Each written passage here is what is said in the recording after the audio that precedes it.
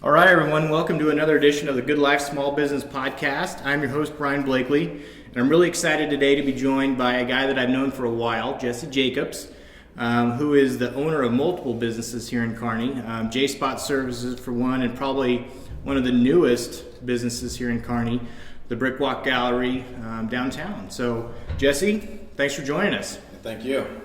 So let's get to know you a little bit more. Let's start out by learning, what books are you reading or listening to right now?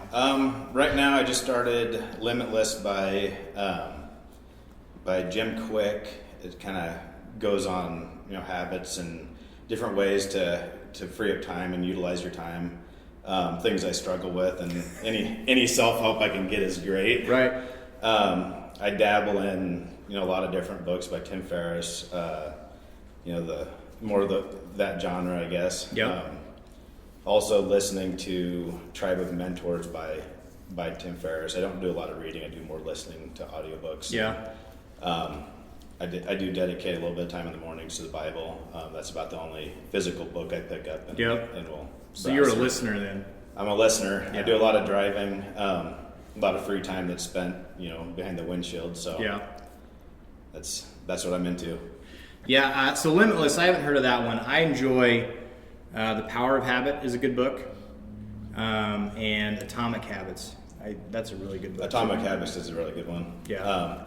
There's one I think just called Habit, and it's a yellow cover. I think that was the name of it. And it's really interesting and good too, because it kind of looks at some history of the research they've done on it, or different experiments they've seen with products, and how people will pick up a product and use it based on habit. And kind of cool. It is pretty fascinating, the whole. And like with Tim Ferriss, I just finished the 4-Hour Work Week, and that's really the first. And then I started listening to his podcast not long ago, and so interesting guy. Yeah, I think the 4-Hour Body was the first. I actually read that entire book. Probably one of the first books I actually read. Yeah. From start to finish. After college. Yep. Got out in the real world and decided to start reading. But that's kind of got me set on some of those those self-help books. Just the interest in what you can do with the knowledge other people have is awesome. Yeah, it is, absolutely. So how about podcasts? Are you a big podcast listener? A little bit. I like to, when I put my daughter to bed at night, I usually I lay there with her and until she falls asleep, and that's my time to listen to a good podcast. Yeah. In light of all the politics here lately, I do enjoy my good right-wing conspiracies. So it's usually the X-22 report and Red Pill 78. Okay. I figure if I send their web links via Messenger and it gets blocked, that's a simple web address is getting blocked. That means there's probably some truth to it. Yeah. But so you give it a try. Yeah. Very cool. Yeah. Very cool. All right. Well, like I said before, you own multiple businesses, but just kind of tell us your story. Being a small business owner, takes as far back as you want. Just kind of go through your journey. Well, I guess I got my first taste of being a small business owner right out of college. I actually formed my LLC for Impulse Pottery back when I was still going to school. Okay. Put together an art show for my senior exhibit. Sold about every piece I had in there, and said, "Wow, maybe I can do this." Yeah. And so I took that to Omaha and went downtown, or the old market area, studio artist down there, and really got that feel for what it meant to be a small business owner. But I was also young, and had the options to go do other things and enjoy life sometimes. To the extent where I shouldn't have. Yep. But looking back on it, they're all lessons learned, and they're important to get me to the point I am today. Yep. So I did it for a year, and I learned a lot about financial obligations and how you utilize your time. Sure. But I decided to join the workforce. After a year of doing weekend shows and getting into galleries and just living the life of a studio artist, basically. And I decided I wanted to get back to it eventually. that was the one thing I took probably the most out of it was I love this lifestyle. I want to do it. I want to be my own boss. But how am I going to do it and do it in a way that can support my family? Sure. At the time, my son was, he was tiny and, 1, 2. And then when he turned 3, I was like, I need to get back to Kearney, get closer to him.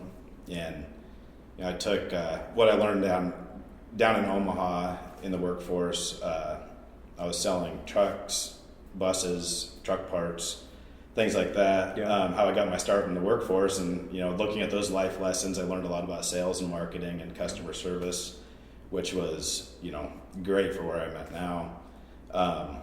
Moved back here in 2011. Okay. And started drilling wells, working in the well drilling industry out of Lexington, and loved it. Loved the hard work. Loved seeing things come together, projects start to finish. Okay.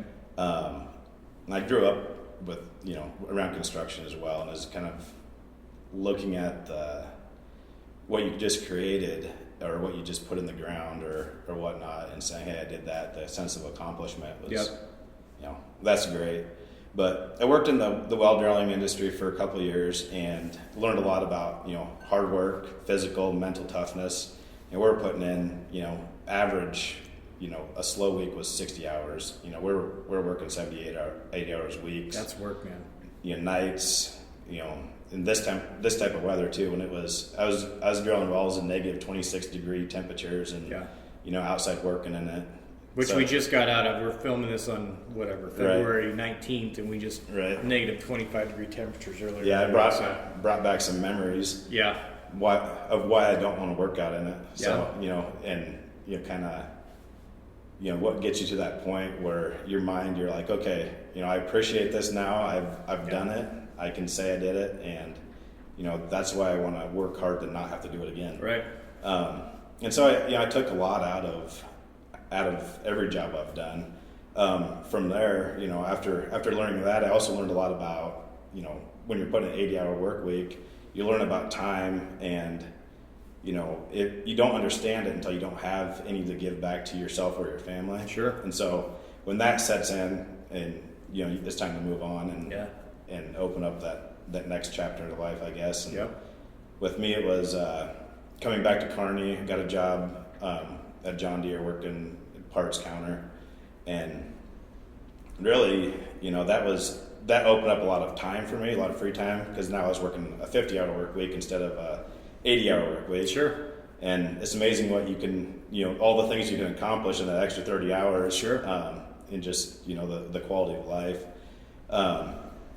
But the kind of the crazy thing, looking back on it, it broke me of a fear I had of picking up the phone and calling people. Mm-hmm. I always hated doing that, and I still don't love it. But being forced into it behind the parts counter at John Deere, and you have to call customers, have to ask them to pay their invoices, or do things like that. It's not always fun. It's not always fun, but it helped me get to where I'm at, and now I would never have been able to start my company. That's initiated everything if I wasn't willing to pick up a phone and make things happen, so it's the lessons you learn through each step of the process to come full circle back to where you want to be. And looking back on it's enjoyable to see what you as an artist and a business owner, I think the creating of things is that self gratification. Sure. And to see what you created and look at the steps along the way is kind of cool. Yeah. So talk about J-Spot Services a little bit. That's kind of a unique or kind of a niche business in this area, right? Right. So we're probably one of the leading companies for underground utility protection in the Midwest, and we're growing, and so it's basically focused on we go out and locate underground utility lines and keep contractors from hitting them. It protects the utility company's assets as well as the contractors. It keeps them safe if don't want to get in the power lines or gas lines, but also their bottom line, if they're out there and they damage a fiber optic line, there's a lot of money in that. Or I think gas lines can be $10,000-$20,000, first hit if you get into them without properly making sure that they were located and marked. Yeah. So it's a big deal, and there's not a lot of people in the Midwest that do it. And so when I got into it, we were emerging as a company. Now finally Nebraska has a company that's willing to come out and do it. Yep. And at the time it was just myself, and I was moonlighting at John Deere. So I would, I'd be fielding phone calls in the back every now and then. I'd have people calling, "Hey, got to run back here, guys," and they were cool with it. I'd give them like 4 months notice that I was going to be leaving, and and my manager was like, "Yeah, make sure you're doing your job." I'm like, "I will," and make sure everything's getting taken care of. But every now and then I might have a phone call to take. Right. And so I'd field phone calls in the back, and then after hours I would I'd drive. One time I drove. Boy, it was it was probably about a 2.5 hour drive after work, so I could go locate a line for a farmer. Wow. And got home like at midnight, but it was great because I was finally getting some traction and doing it. And It's kind of a different drive when you're doing something that like you created, right? And it's your business. It's right. You're not, if you were driving 2.5 hours to go get a part for John Deere, it would have been different. Right.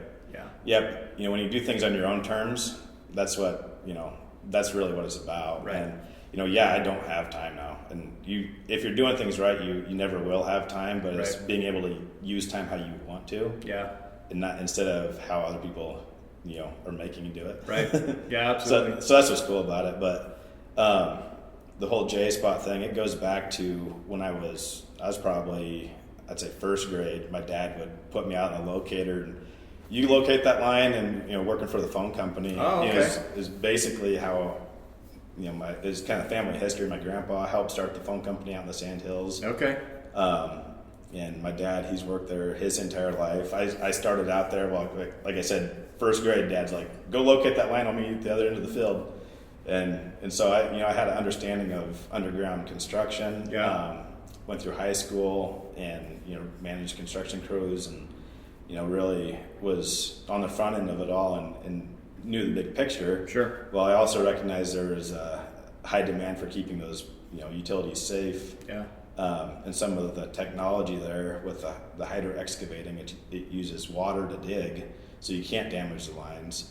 And not a lot of people were doing that when I started out J-Spot, and we offer that service. The locating portion of it, it's really skyrocketed.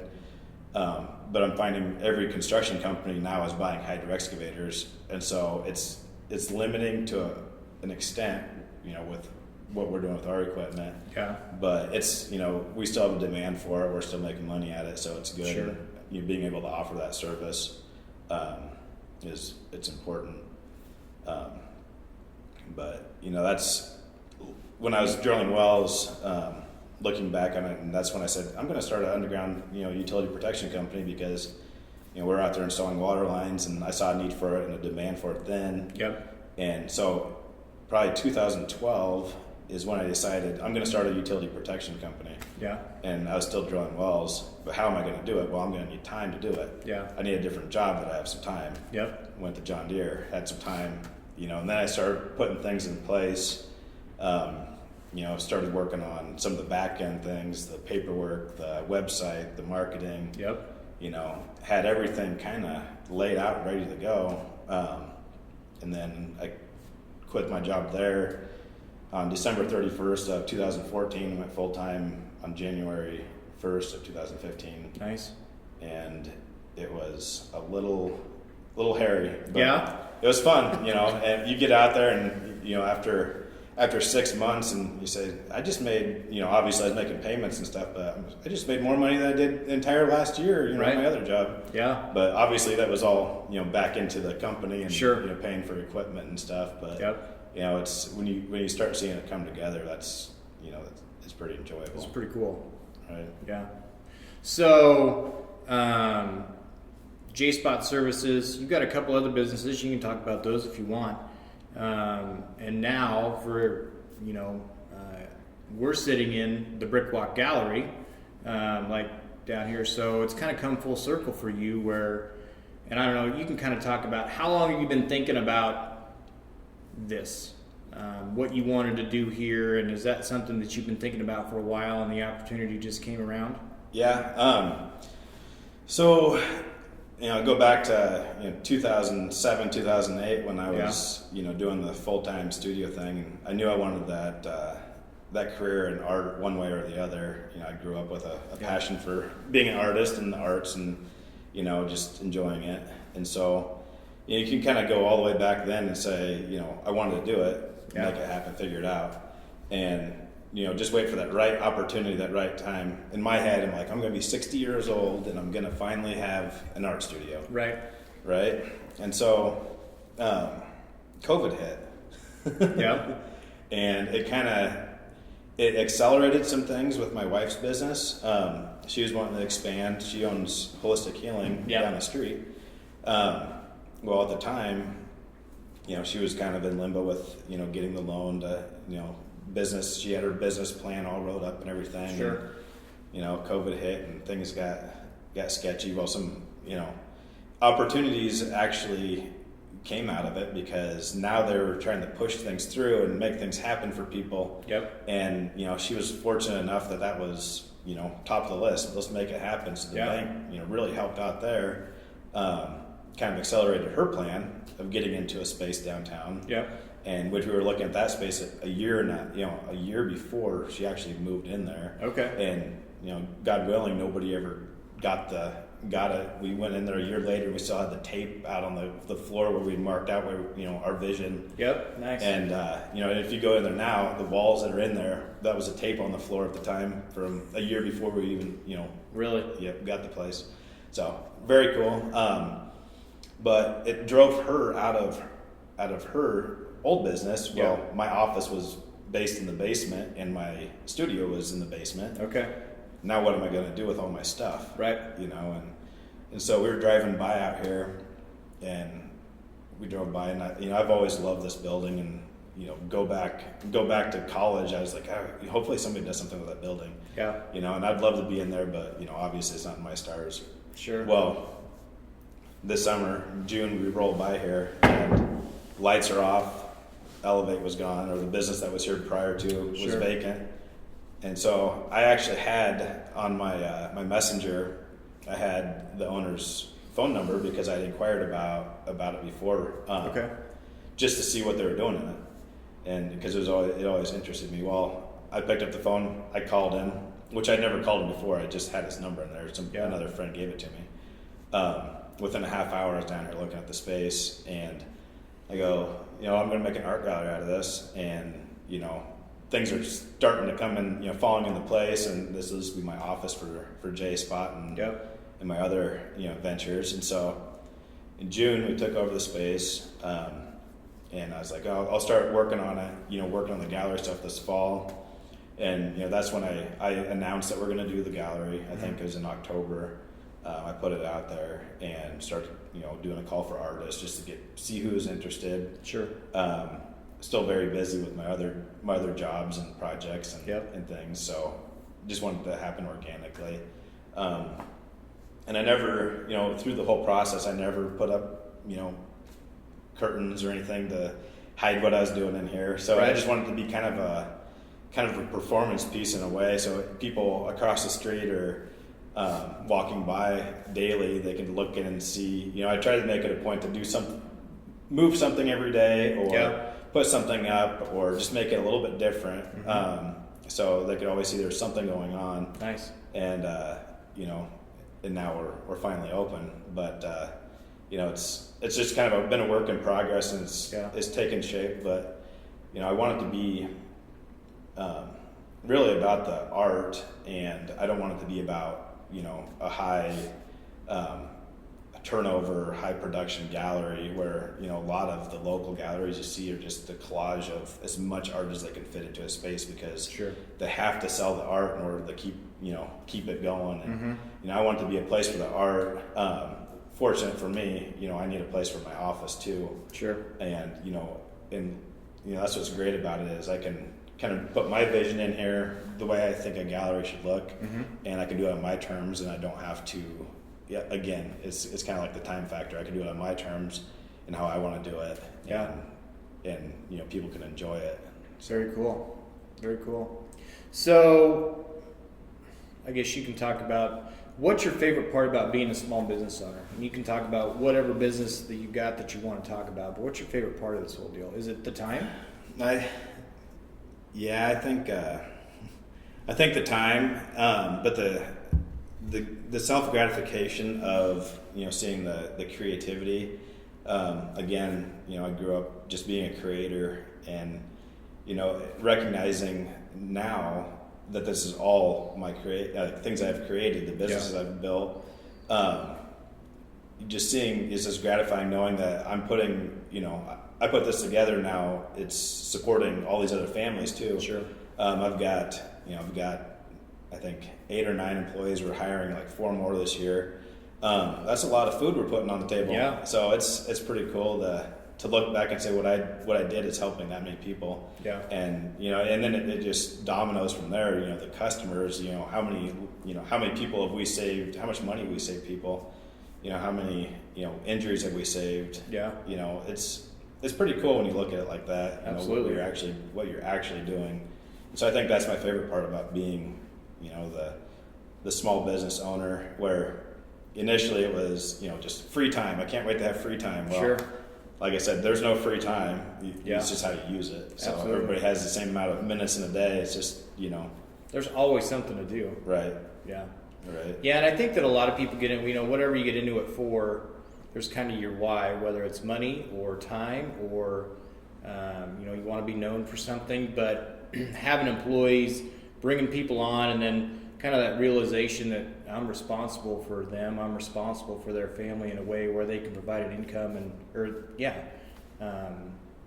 that is something that, and building those relationships with your employees and kind of being able to teach them and, kind of guide them to where maybe they can find their passion. You maybe got someone working for you that is wanting to go off and do their own thing. And I've got several of them. Yeah. And, I encourage it because, it does a couple things. It gives them an end game, where do they want to be? And I can kind of mentor them through it, kind of help in ways where I could have used some help when I was starting out. Yeah. And give them some pointers, okay, you're going to need this to set up an LLC or, this or that. Yep. Different, tax ideas for them and what they can be doing. Why not start it now, guys? If you have an idea, put it into place, because in a couple of years, if you're tired of working here, then you can move on. We're going to keep the doors open, lights on. We're going to always have people coming in needing work. Sure. And we can help them when they get here. Yeah. And so, one of my guys, he's got some aspirations, some ideas. He wants to be a business owner someday too. Okay, I guess a couple of them. But then there's also the guys that they don't want that. They just want to work, and they want to work in a good environment that they don't feel a lot of pressure. And it's kind of nice that we can offer that. Most of my guys don't have a set. Okay, you have to be here at this time. Yeah. I'm not going to be that business owner because I didn't like it, and so, especially with utility locating, our contracts for the most part, they're loose enough where you have 2 days to get this locate done. The guys can manage their time how they want to. If they want to sleep in till 9 o'clock in the morning, they can do that. Or if they want to work on a Sunday, they can do that. If they want to work till dark every night, they can do that. As long as you're getting your job done, I'm happy with it, because it keeps them happy, it keeps me happy, and keeps things moving forward. Nobody likes being micromanaged, and I don't. It's so, like, why would you want to? Right. I guess is the way I look at it. Like, let people, if they want to do it, and if they're happy with what they do, they'll go out and they'll do the work, and it's less stress for you, it's less stress for them. Right. And that's, the micromanaging it's a struggle when, it's your baby, your business or your baby, and you want things just right. No one will love it as much as you. Yeah, you have to, and that's one thing, I think any business owner struggles with as they grow. And I just continue to try to not be that guy. Yeah. And, sometimes I'm sure I'm overbearing because my ideas, I'm always one way or the other. I switch my switched my mind or, how to do something constantly. And finally I'm just like, okay, guys, you know what you're doing, just do it. Don't let me bother you, and I know we're going to get to the end result. And, but it's your name on the business, and there's that part of it too, where like, it's your name, it's your, like, to where you feel like, well, this has to be done right every time. Well, and, it is my name on the business. And I think that whole mentality of, yes, it's my name there, but we're also, we're representing these other companies. And I think that makes us stand apart, and everything I do, or all of our companies, is we're an extension of these other businesses. The Brickwalk Gallery is an extension of these artists. And so I want to be a good, solid, reputable place for business. When we're out there in the construction field working, I want our customers to look at our crews and say, hey, they're a good representation for our business too. And so, it's cool to be there, but you can bring that into anything, and I guess just having that sense of pride in what you do, absolutely, without being proud about it. Yeah, absolutely. So, what's one thing you wish you were better at in your business? I think as far as the big businesses go, I need to be better about showing my gratitude towards my employees. That's one thing you can't do that enough, I don't think. And I've had a conversation with one of my guys, I think yesterday, about it. I'm like, I don't tell you guys thank you enough, and that's one thing I struggle with. So I think gratitude is very important, and it lifts your crews up, it gives them confidence, absolutely, makes them feel appreciated. And I get so busy with trying to get all these other ventures going. Sometimes I lose sight of the details that make people feel good. So but with that, I also I've also learned not to be a people pleaser. And that's another part of life that I always struggled with. It's not making them happy if you can't make yourself happy. And so don't use yourself as a rug, I guess. There comes a point in time where you realize you cannot make everyone happy. Right. And sometimes that's hard to kind of wrap your head around sometimes, but as a small business owner, like, you just can't make everyone happy. Right. You have to do it on your terms. Yeah. And you're going to find if it's somebody that can't accept no, you probably don't want to do business with them. Right. And if they're willing to accept no and respect it, then when you tell them yes, they're going to appreciate it more. Sure. It's going to be a better relationship. Yeah, absolutely. Got to be boundaries there. So, with the pandemic, did COVID affect your business, whether it's with J-Spot Services? Obviously, the Brickwalk was kind of created with the pandemic. It was already in place. But was there anything that you did within your business that the need was created because COVID kind of changed the way you did business, or something that you maybe were thinking about doing prior to the pandemic hitting that you implemented since, and you're like, you know what, we should have done that sooner? Not a lot. Where you're outside with J-Spot Services. Yeah, J-Spot, we trucked along. We had some pushbacks with construction season because everything hit the beginning of construction last year. Yeah. And so we saw more on the shipping side, where our customers weren't getting their product in, or their cable or conduit to put in the ground. Yeah. And so it pushed their construction times back, which our income got pushed back on the year. Yep. And so that kind of hurt. But like I said, my guys are out there in the field working. I just said, hey, if you're going to get gas, at the time we're sanitize after you pump your gas, or if you're going to go in, wear a mask or whatever. Yep. Whatever local laws are doing. Sure. Just make sure you're following them. Yep. So we don't get blemishes on that. Yeah. But and keeping the guys safe, obviously. One of my guys at the time, his wife worked in a pharmacy in Lincoln, so he was like terrified, and I'm like, well, at least you're not working around other people, all the time. And so that was nice. Just, everybody's pretty remote and mobile, and so they're not working, face to face with people constantly. Yeah. But another one of my companies, Ellis Wheeler, it does product sales, and we're trying to be a supplier for these underground utility protection products. Okay. And PPE and a lot of different stuff on that realm, and so that it was affected because now we couldn't go into these businesses and make those calls. And sure, as a growing company, and you're trying to get your name out there, you're trying to acquire new customers and build those relationships. It just wasn't happening. And so I'd say there was quite a bit of setback, and we're still seeing on that side is still somewhat slow as we try to grow a retail business with outside sales. That you have to gain momentum again. Right. And you can only do so many phone calls before you're like, yeah. And so that's kind of where I think my guys are like the sales side of it.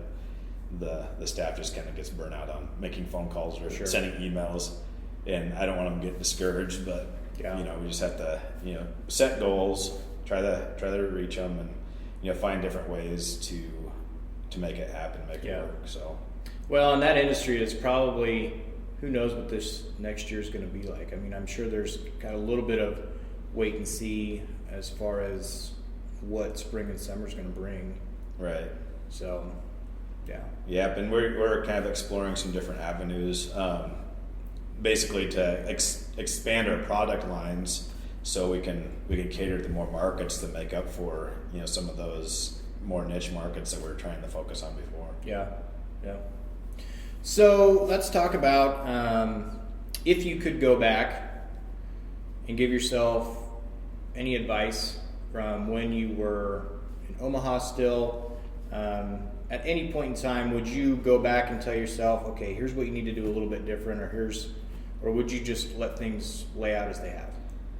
Well, I think the the whole try making people happy type, that conversation, that was one of the big hang-ups with moving forward in life is staying back and going out with my friends because they want to go out, trying to make them happy, and doing things that might not necessarily propel you into growth, personal growth, and where you need to be. Right. And at the end of the day, you can not go play that round of golf, and you're still going to have that friend. Sure. Or you cannot go out to the bar tonight, and they're not gonna. Maybe you might get some grief that night. Yeah.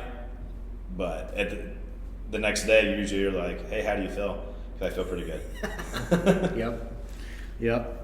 Yeah, that's good. And I think that sometimes even if you could go back and tell yourself that, I think some of those lessons you just have to learn on your own. Like some things you just have to learn the hard way. I mean, it's experience is a great teacher, but some things you have to learn. Yeah, and I think just being able to look back on it and recognize it. Yeah. And say, okay, that was the lesson I learned out of it. Yeah. I used to, I'm pretty strong in my faith, and one thing I always did, I'd always pray for wisdom. Pray for wisdom, and I always had just the hardest time and all these curveballs thrown at me. Yeah. And and then I got back and I looked at it and I said, oh, God's given me wisdom because He's teaching me all these things not to do. Yeah. And so as soon as I started praying to help me use the wisdom I have, then things started turning around. Yeah. And it was amazing, just that mental switch. Okay, help me use the wisdom, the knowledge I have. Yeah. And then things open up for you. Yeah. And so it's like, it's kind of crazy. It takes time. Yeah. So with the guys that you work with now, maybe your son comes to you and says, hey, I want to start a small business. What advice would you have for someone that comes to you and says that they're thinking about starting a small business, whatever it may be? Well, for one, my son made it very clear to me last year that he was not going to be a small business owner. He goes, you, Mom, you guys never stop working. I'm like, someday we will. And we'll be able to look back at it and be good. But for now, he's just like, I don't want to do that. I want to go just work for somebody. Yeah. So it's funny. But if He'll somebody, probably be a small business owner though. yeah, He just doesn't realize he probably it. will be. Yeah. But he's funny. But yeah, the thing, if somebody did want to be a small business owner, I'd say, what are you waiting for? Start now. There's hundreds of hours of things you could be doing right now before you ever open your doors. Yeah. It's put things into motion now, and then it'll just fall into place. The opportunity will arise, and you'll be ready for it. Yeah. That way, people that they quit their job and they jump into something that they haven't even prepared for or even thought about. Yeah. Those are usually the guys that it just doesn't work out. Yeah. They weren't ready for it. And so, everything that I've done, I've kind of just let it organically happen. Yep. Let it grow. And then when the timing's right, then you move on to it. Then you move into it when you already kind of have it set. Sure. So that'd be my advice: is don't wait. Start today, because it might be 2-3 years before it happens. Yeah.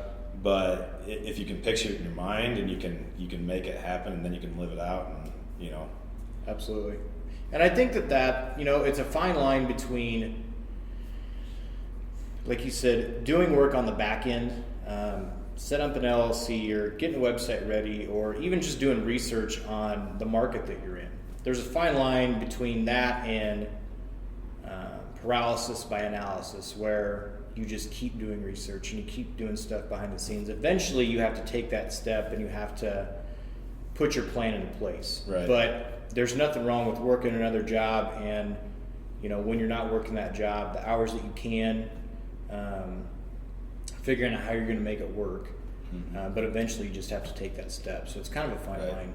Yeah, and especially with the opening of the gallery here, I think you stopped in here that night. I was like, I don't know what I'm doing, but I'm gonna, I'm trying to get it open tomorrow. So I was still making tags and stuff, and but I've always operated like that. I'm like, okay, I've got to just pull the cord and just do it, because if I don't do it, it's just gonna sit here, and I would have everything up here and everything would look nice, but nobody would ever see it. Yeah. So I'm like, just pull the cord and just let things happen. Yeah. And you got the chamber coming the next day. Yeah. Well, and that was another thing. Like, I'm like, you know what? I might as well just make it happen and call the chamber. So like a week before, I was like, hey, you guys have a ribbon cutting next week?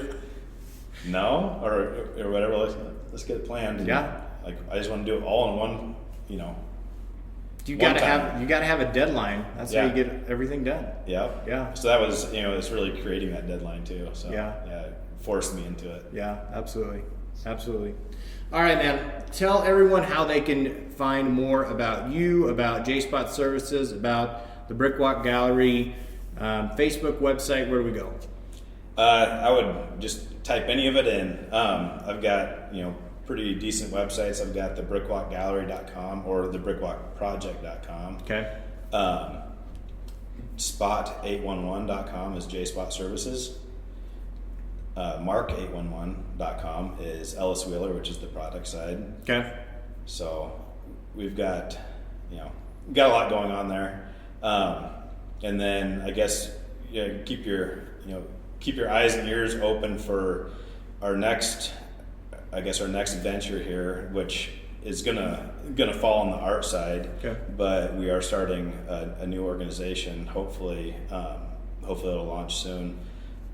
Which this entity will be underneath. It's called Kearney for the Arts. Okay. And we're gonna hope to bring more arts to the community, give back to the community through arts, and really be a driving force for not only the downtown, but Kearney as a whole, and how we can use art to elevate and uplift people that need it. That's awesome. Really going back to that whole self-gratification through creation. Yeah. And, I really look forward to being able to, offer scholarships and, help people that really need the, either education or, food, whatever it is, whatever we can do through art. Yeah. Like, let's make it happen. Let's get a group of people together to do it. So. That's awesome. Is there anywhere anyone can go to learn more about that, or is that still just really in the works? It's kind of in the works right Okay. now. You can read a little bit about it at the brickwalkproject.com. Okay. I've dabbled in it a little bit there, and that's, we're using this space as kind of a home base for it, as our central hub, and we're gonna hopefully grow and kind of launch it from here. So awesome, cool. Jesse, thanks so much, man. Well, thank you. I appreciate it. It was awesome to sit down and talk and get to know more about you and your businesses, and I think what you're doing here is awesome. If you haven't come in to take a look at this, and you're here in Kearney, please do. Downtown, what's the address? It's 2008 Avenue A. Okay. In Suite C, in the McHugh's building. Yep, McHugh's building. So come on in and check it out. Thanks again. Appreciate it. Yeah, thank you.